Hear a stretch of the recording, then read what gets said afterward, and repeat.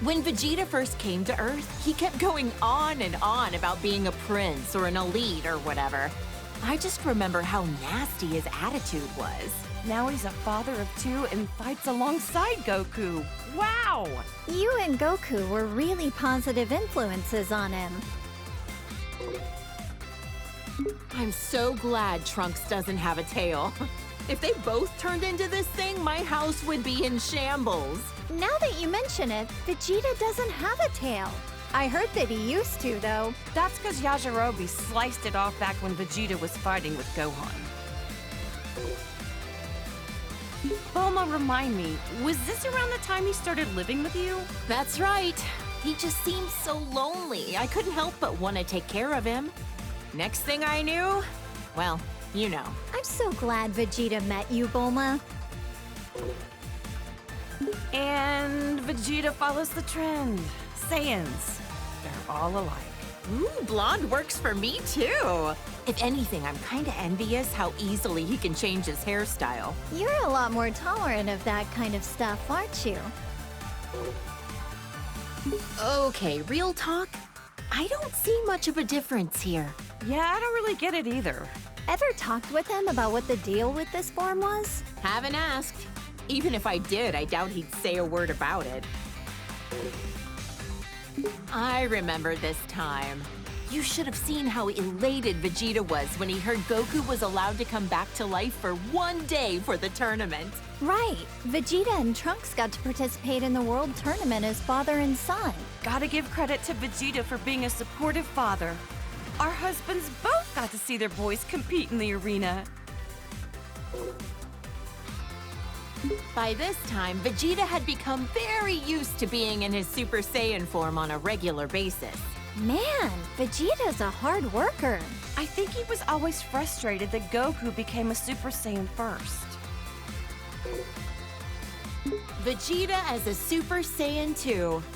He hated losing so much, he dedicated himself fully to getting on Goku's level. Didn't he use some kind of special room with a gravity-changing machine? He'd have to be nuts to work out in a place like that. Oh, wow! A whole room just for training! Rich people's houses, am I right? This was when Vegeta's power was enhanced by Babidi.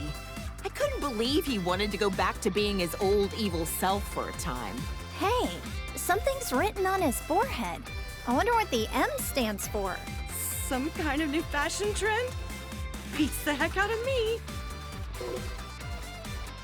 I remember that time Vegeta stood up to Beerus at your birthday party. What a man! Good on him! Stop! I'm blushing! I guess everyone's opinion has kinda changed of Vegeta. Even mine! He's a lovely husband. I admit, though, I never expected him to be so good at cooking.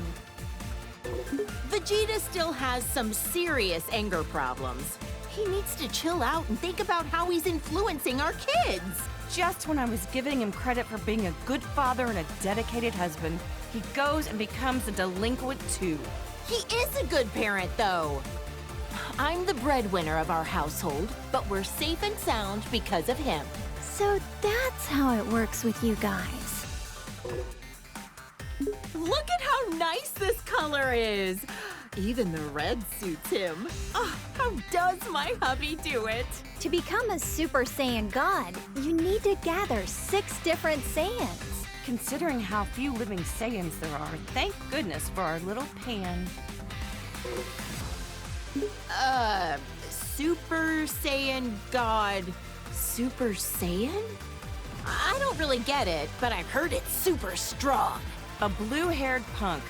He and Goku both discovered this look around the same time. I've heard this transformation uses up less energy and allows you to better control the power you exert with a calm mind.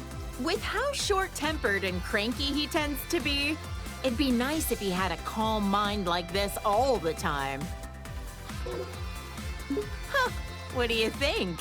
Pretty wild and cool looking, isn't he? You're telling me that's Vegeta? You've got to be kidding. They look kind of similar, I guess. Hard to tell, though.